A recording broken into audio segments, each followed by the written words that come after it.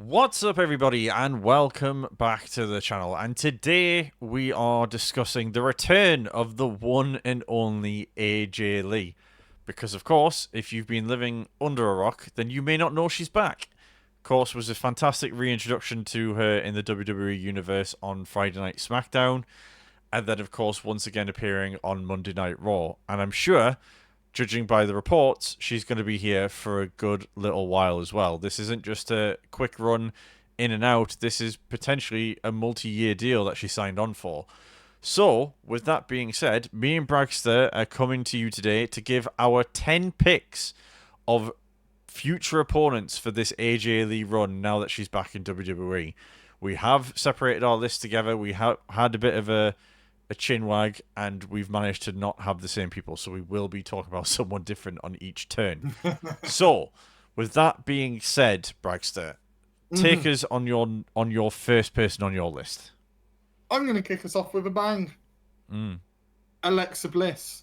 Ooh. I think that Alexa is one of my favorite female wrestlers, not only in WWE but in the entire industry. She has been for many, many years.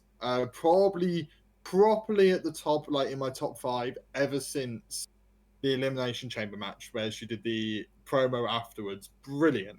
Yeah. I was like that. Just put her on a pedestal. And for me, I think this is a great thing of AJ Lee is a pioneer of women's wrestling. That is an absolute fact.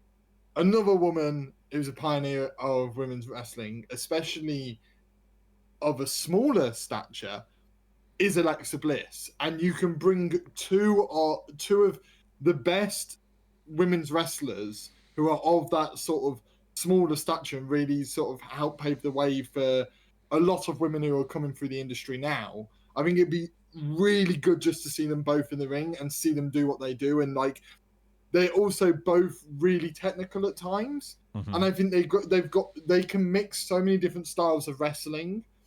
And I love that. I've always loved that about both of them because I've found that they can merge with anyone. And now I feel like they can just wrestle each other and just sort of create magic. Yeah. 100%.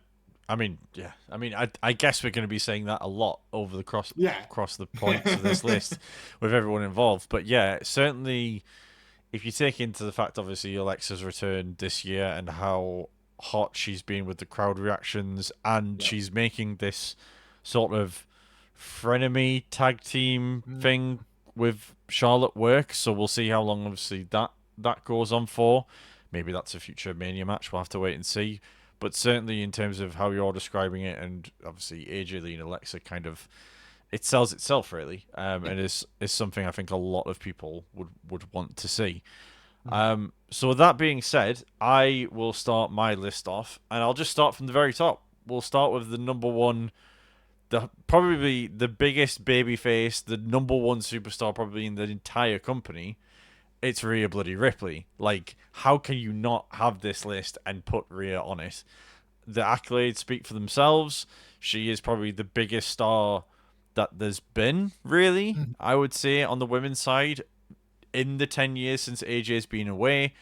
I think there will obviously be some sort of matchup at some point, whether it's for a title or it's maybe Rhea turns at some point in the near future, maybe when she becomes maybe Super Rhea and everyone hates the fact that she's winning all the time, though that doesn't seem to be happening anytime soon. But yeah, I just think the matchup sells itself. You've got AJ, who was probably the best wrestler in the women's division at the time when she left, before obviously the likes of, Becky and everyone came in, and Rhea's the best at the moment, although it could be argued that Io may well be the other one to add to that list. So again, these are all dream matchups really, and I think Rhea just makes all the sense of the world for them to have that happen at some point. It does. Like, I think it's the obvious one that everyone would have thought of when immediately seeing the title and the thumbnail would immediately go Rhea Ripley, Yeah. because there's a reason, a big reason why it's Rhea Bloody Ripley, and there's something special about that. You can sell that. You could easily, if AJ can go the way that we know she could in the ring, you could easily market Rhea Ripley versus AJ Lee as a WrestleMania main event. Mm-hmm. That's a categorical fact.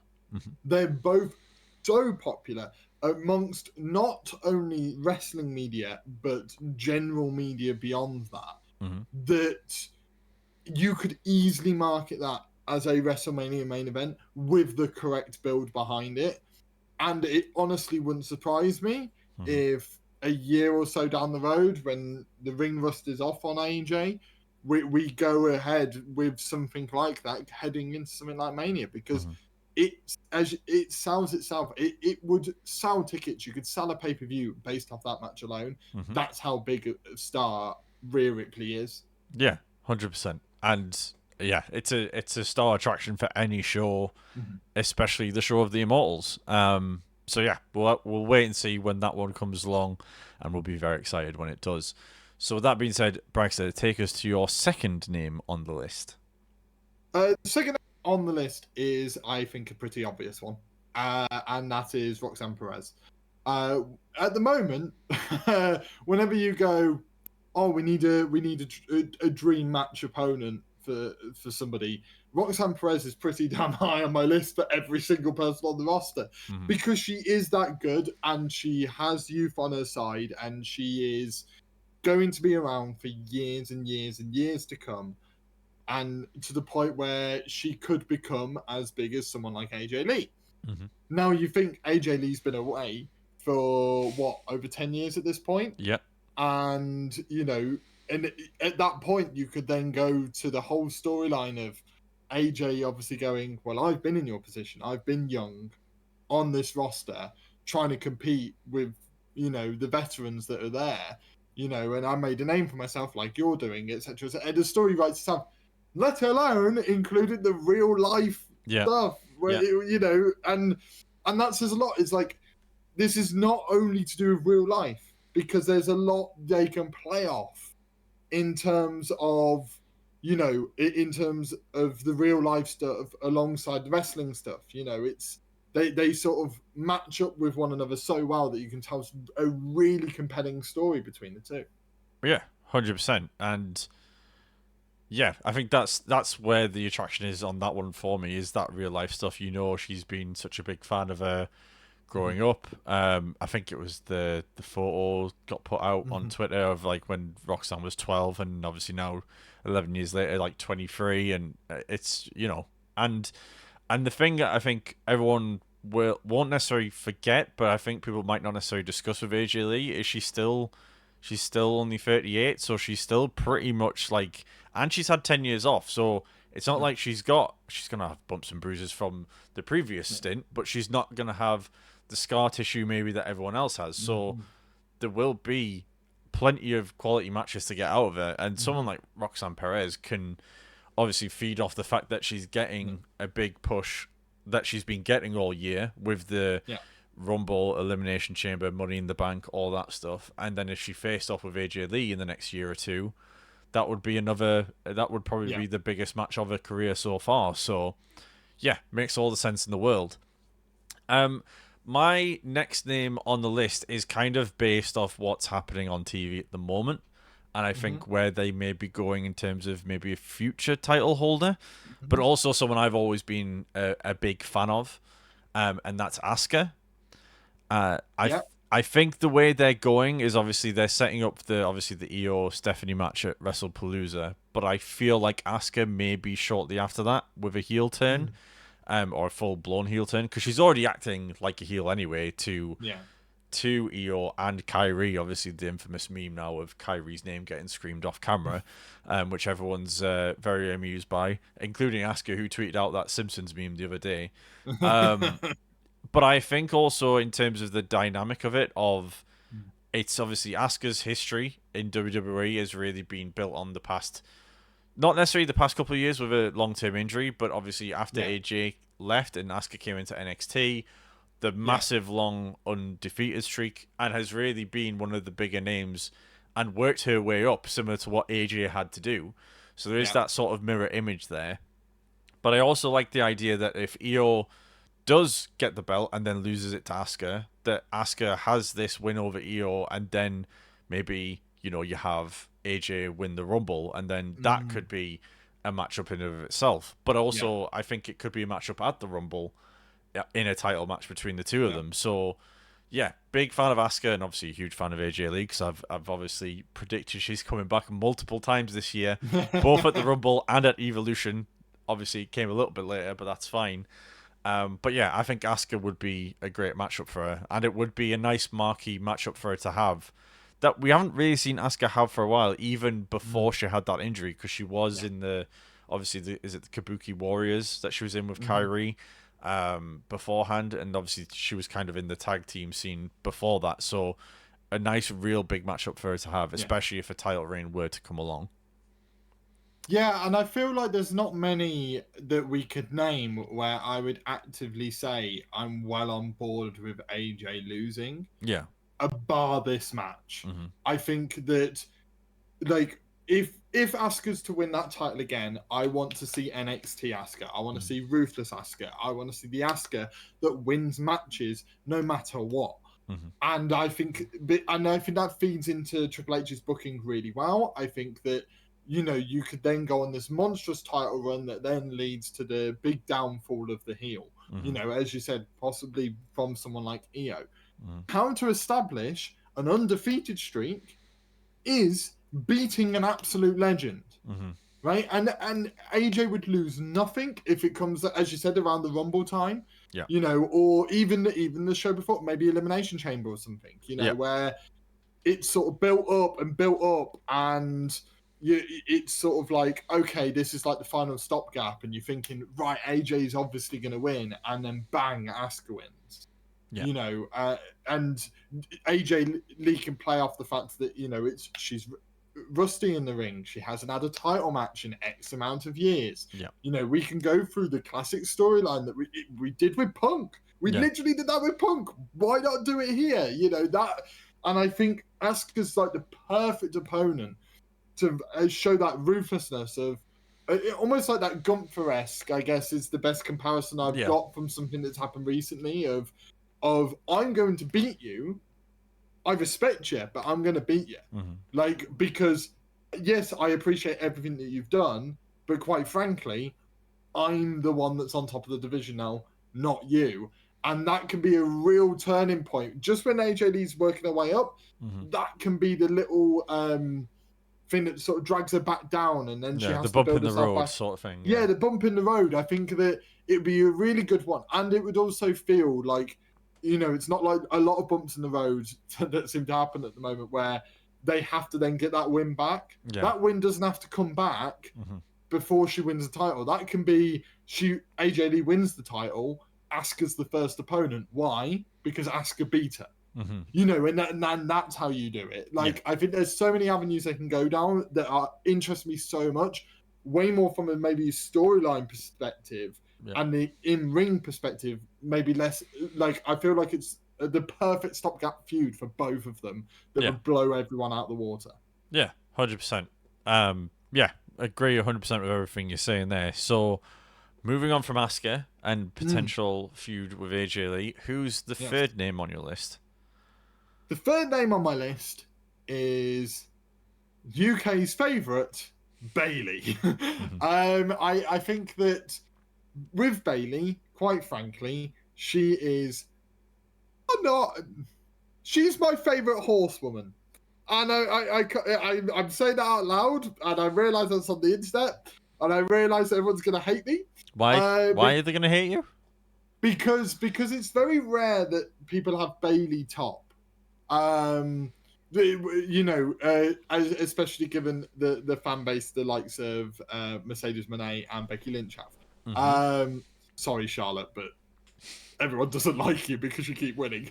But yeah, I think for me, Bayley's always been my favorite horsewoman. I love Bayley, and I wanted one on my list that's like a clear marquee matchup. An established star versus established star. There's no whereas with Alexa Bliss, obviously she's been away, she's got to establish herself as a main eventer again, which I know she's on the way to doing. But I think Bayley's.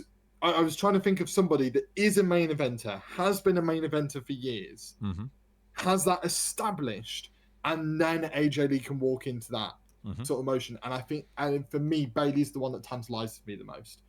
I think that the story they can tell, the fact that Bayley can just control a crowd, whether that's as a heel or as a babyface, it doesn't matter. Yeah. And I think that those two can really sucker the crowd in to an absolutely special match that I will end up thinking about in years to come.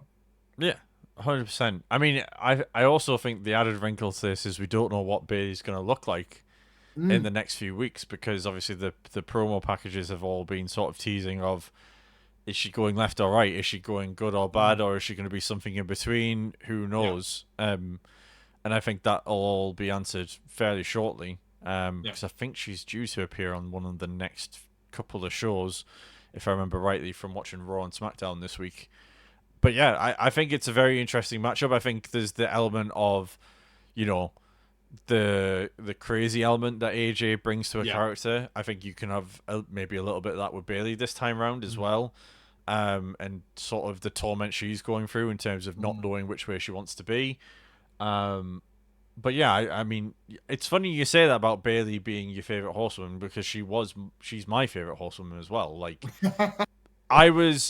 so when I first started watching wrestling, and again, not to go too much on a sidebar, but the first sort of women's feud I watched was Sasha and Bayley in NXT, and sort of watching that Brooklyn match, and just, you know, and Bayley was very much my favorite horsewoman at that point, and you know, ever since then, always has been. Even when she's had her dips and she's had time off TV, or she's been screwed over by not getting put on shows or whatever, she was always my favorite over the other two. Even when Becky sort of springboarded above everybody, Becky still loved what Becky did, and it's not me saying I didn't enjoy Becky. 100% still do now, even with a heel character. Still love Becky to bits, but Bayley was always there no matter what. So yeah, I find it interesting that you say that maybe people are a little bit reluctant to say Bayley, but that's not necessarily how I felt through the years. But moving on from that and on to my next one on the list, I've gone for someone who we're probably not going to see for a while, but I feel like because she's so excited for AJ Lee to be back, it kind of makes sense for it to happen at some point. I know who this is. So I'm gonna go for Naomi. I think, again, Naomi would have been a great pick no matter what, but I think in this iteration that we've got of Naomi in the past sort of year or so, especially after Revelation at Elimination Chamber and the whole proceed with caution character, she's doing the best work character-wise and wrestling-wise, really, that she's had for an entire career. And she's been at WWE now for a very long time. She was there when AJ Lee was coming through and has been there since. And has left the company and come back and been there since. So, you know, and there's obviously a lot of history there between the two. And again, AJ Lee could be the champion when Naomi comes back. And Naomi's the one that's like, I want my title back. I never lost it. I put it down. And as she so gratefully put it, she could still be breastfeeding a child, but she'll still take on whoever's got the belt. So I just think the character work, the promo battles that they'd have, also the wrestling match that they would have, I think would be fantastic. And yeah, I just think it sets itself up for a really fun match. Just on Naomi alone, never mind adding the AJ Lee aspect into it. So yeah, what are your thoughts on that one? No, I agree. I think that they could easily have a feud similar to the Jade Cargill Naomi one, where it sort of gets a bit more brutal, where, you know, there ends up being weapons because they're both crazy in their own manner. And I think that can sort of work really well, where that it just escalates and escalates and escalates. You know, like Punk and Drew as well. You know, where it like, you know, both end up having like trilogies. And I say both because I know full damn well that Jade Cargill and Naomi were due to have their trilogy match. Yeah, it was due to happen. It just unfortunately, I say unfortunately, not unfortunately, she's pregnant. Yeah.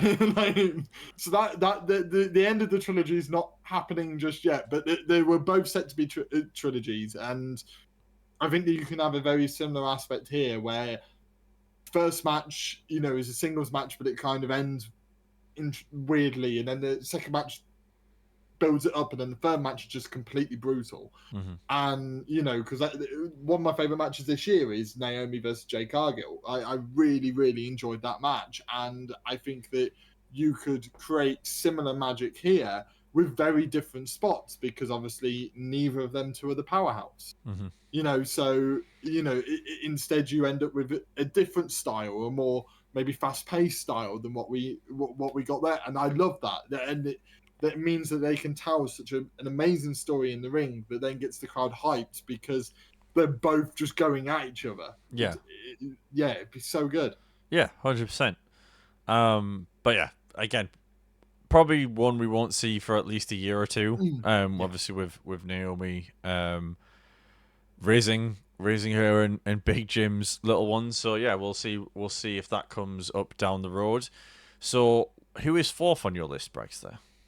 Fourth on my list is a pick purely based on I was sat on the bus and I went, what's going to be the best match? I was like, who on the roster right now for me is the best women's wrestler that when the bell rings, I get excited? It's Stephanie Vicker. So for me, Stephanie Vicker versus AJ Lee is exciting for that manner of, I know for a fact, like AJ Lee, which I don't believe, by the way, could be the rustiest person on the planet and still have a good match with Stephanie Vicker. Like, that's how good Stephanie Vicker is. And, like, I just imagine that as the rustiness goes off, after a couple of matches, as we've discussed before, very much can see the mixed tag match, some sort of War Games maybe match, Royal Rumble match, where matches similar to what Punk sort of had when he came back, of just slowly getting them back into the ring without, with multiple people in the ring. So, you're not exposing the obvious ring rust that's going to be there. After that's happened, give me Stephanie Vicker and AJ Lee and let them have a bloody brilliant match that's just going to have me on the edge of my seat, because they are, you have arguably the best women's wrestler of her time in AJ Lee versus arguably the best women's wrestler on the roster right now in Stephanie Vicker. And I think that you can sell it on that alone. They literally sold John Cena and Cody, ignore the Rock stuff, but they sold that match purely based on, here's the former face of the company, here's the new face of the company. Yeah. That's all they did.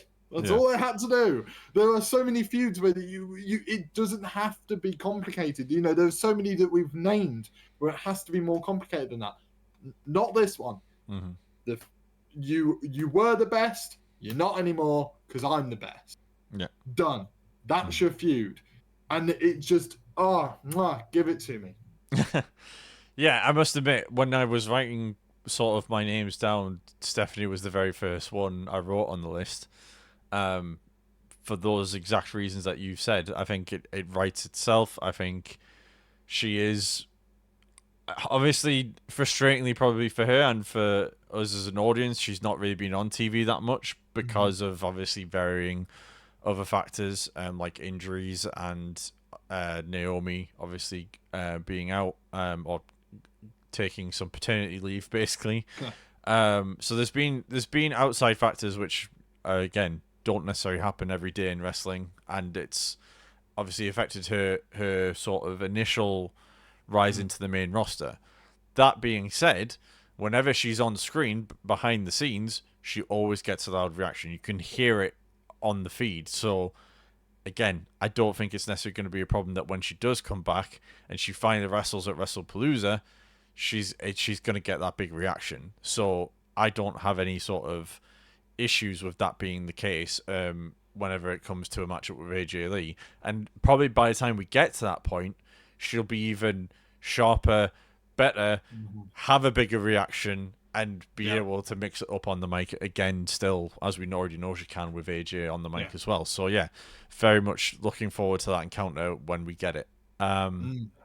Next on my list, I went a little bit, not necessarily left field because she's in WWE obviously, but someone who's in NXT, because I was thinking there's obviously a few names you can go for. Yeah, I'm now thinking of them. Yeah, like there's a few names. There's a few names, but I was thinking sort of character wise, what would be an interesting matchup, especially sort of the heel versus babyface dynamic, and that's why I went for Blake Monroe. I think Interesting. I think the whole sort of obviously she's in the middle of the feud with Jordan Grace at the minute, and obviously that's going to go on for a while. But I Another think great that option, by the way. you are sorry. Another great option, by the way. Yeah, another option. She was on my list of about 20,000 people she could face. But I just think the dynamic with Blake with Blake would be very interesting to see.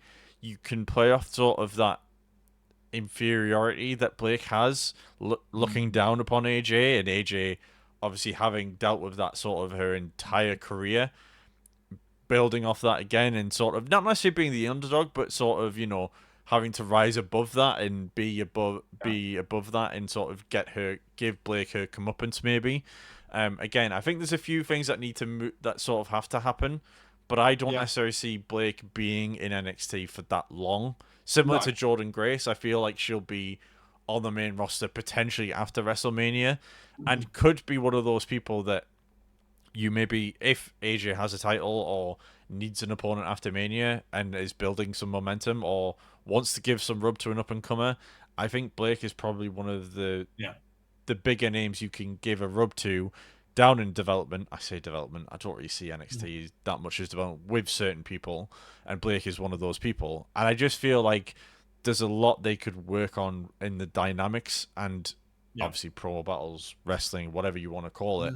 I just feel like it would be a very interesting story to tell. Even if it's not the longest feud, I still feel like one or two matches you can get some real buzz out of it, and I think that's why I wanted to go outside of sort of the Rheas, the Asukas that I've picked. I wanted to go with someone that maybe isn't seen on the main roster at the moment, and you'll probably see fairly shortly, I would imagine. Yeah, especially given the fact that we're starting to get the layer of her character that she's a bit crazy. Like, obviously, those of us that watched AEW know that's part of her character, but that hasn't quite been put on screen yet. Yeah. And it's starting to now, this, like, this more Hollywoody style, but a bit psycho, because she wants everything to be perfect and it's not perfect. And there's brilliant complicated character work that could then work so well when it comes to AJ Lee, of like AJ Lee could see right through her, which would be really interesting because she can see through the crazy, or the complete opposite, she can see through the hiding of the crazy and go on, I did that for years, that got me nowhere, and then I let out my crazy, and that's when and she can try and almost pull the crazy out of her, knowing that by dragging the crazy out of Blake Monroe, it's going to cost Blake. Would be really interesting, and I think, as I said, like for at least a couple of matches would be a really interesting dynamic. 100%. And we'll wait and see if that is dynamic we get to see. So, with that being said, Bragster, who is the final name on your list? Well, speaking of someone that's not on the main roster, well, actually, I've gone one step further than you, Sunshine. She ain't even in the company. I've gone with Cora Jade. Okay. I think that it pains me that Cora Jade's not in WWE right now. I know she will be. I know she will be back. I have absolutely no doubts about that. I obviously know that she's taking a bit of a break from wrestling at the moment, and I know for a fact that she'll be back and better than ever. She's got years and years ahead of her. This, for me, is actually the more personal side, more important than the Roxanne one for me, because Cora Jade has been very, very, very, very, very public about her relationship with like Punk and AJ, and how close they are, and how she's followed their careers since she was very young, and you've got so many photos online of her you know, as a young girl with pictures with Punk and AJ Lee. Mm-hmm. That obviously has led her to this point, and I think you could have a really emotional feud here.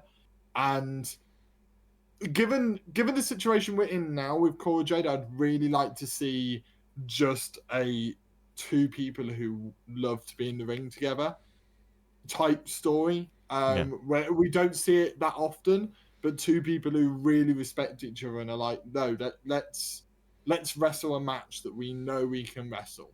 Mm-hmm. And this is for beyond wrestling, and Mm-hmm. that could be a marquee singles match for both of them. You could also go down the route of obviously Cora turning on Yeah. on the one that you know she's grew up loving and all that. Like, there are so many different scenarios, but for me, like there are so many matchups I want to see Cora Jade in. This is one I've had on my list since Cora Jade come on the roster, and I Mm-hmm. think this is just perfect. I think there's like multiple different parts to Cora Jade's character. She's played different characters, obviously, Yeah. on NXT, and Mm-hmm. I'd love her to take that and into these matchups with AJ Lee and really just steal the show. I think this would be one for the true wrestling fan Yeah. to sort of sit there and go, this is someone who's grew up watching somebody and Yeah. now is in the ring with them, and this is such a lovely moment in wrestling. Mm-hmm. And you know, I would even go as far to say, do it as an open challenge type thing, Yeah. where like I reckon at this, I would love to see a situation where Cora Jade is brought back either as a mystery opponent for AJ Lee or as a tag team partner for AJ Lee. Yeah. And that's how they bring her back, Mm-hmm. because just the emotions that you would get as a wrestling fan are just so high Mm-hmm. that then in those matches you would just be suckered in before the bell even rings. Oh, 100%. I mean, honestly, I can't really add much more to that sort of description or like sales pitch you've just made, because I think it sells itself. Similar to what Roxanne's does, you know, obviously Cora's had that relationship with Punk and with AJ, and they can either have that level of respect for each other, like you say, or there can be a shift and something changes. Um, but yeah, I obviously it's a strange one with Cora because, I mean, I never fully understood why she was let go. I just felt like she never got used properly. Yeah. She didn't really seem to get a chance on the main roster. Like there was no real opportunity there. She never went up. You Yeah, I know, know. she was Like that's no, I know, I get it. Like I was just sort of adding to it. yeah, yeah, yeah, I get that was the point you're making. But like she never went up, not once. yeah. Like, and you know, and not once held the title. So Mm-hmm. you've not given her a chance to go on the main roster and Yeah. showcase herself to the mainstream audience. That Mm-hmm. we've you know, and if you think the character's not working, bloody hell, we've seen Elias. Yeah, yeah, Elias didn't work in NXT. yeah, Worked like an absolute treat when he came up to the main roster. yeah. You know, and because it's a completely different crowd. And then not only that, you didn't give her the chance of holding the title. Mm-hmm. Well, the Roxanne Perez wouldn't be where she is without holding that title, because the whole reason she became the heel character when everyone thought that she was going to be a babyface for life. Yeah. Let's be honest, we all thought it. We all like, oh, Roxanne babyface for life, colors everywhere, Yeah. wrestles amazingly, like young girls love her. This is amazing. Like this is their next like Bailey. This Yeah. is their next inspirational figure for the women's division. Mm-hmm. And but when she held that title, she then turned heel, and this character then developed that was so different. And we wouldn't be where we are now with Roxanne if it wasn't for holding that title. And then obviously on the main roster, she's then got that opportunity. Cora got neither of those opportunities. Mm-hmm. Not one. No, I know. Yeah, and it does seem mad to me that as long as she was in NXT, as long as she was wrestling in NXT, sorry, that she didn't have that title at any point. Because every time I watched NXT, she always seemed to have a feud, or she was always, you know, in a pretty high up spot without having the title. So it's like, you know, at some point it's gonna happen, and it just never did. That was one of the stranger releases I think we've seen in the past few years. But yeah, in terms of match, I think it generally would be fantastic to watch just for the match alone. Never mind anything else. Yeah. So with that being said, I shall move on to my final name. Again, someone who we haven't seen for a little while. We have seen them this year, but is currently out injured, and that is one Liv Morgan. I Think of that. uh-huh. Um I I just think that no matter the scenario, no matter what show, no matter what circumstances they're in, no matter who's a heel, who's a babyface, who has a title, who doesn't have a title, I just think that match is absolute box office. I just think, as much as we said a lot of these matches sells itself, that's kind of the one that, like, I've said Rhea sells itself. All the other ones sell themselves. But Liv Morgan, when she comes back, is going to be probably the biggest baby face unless they do something deliberate with her to keep her heel. Yeah. Maybe attacks. Maybe there's something with Roxanne that happens and it's kind of, there's a shift. I don't know. Just throwing that out there.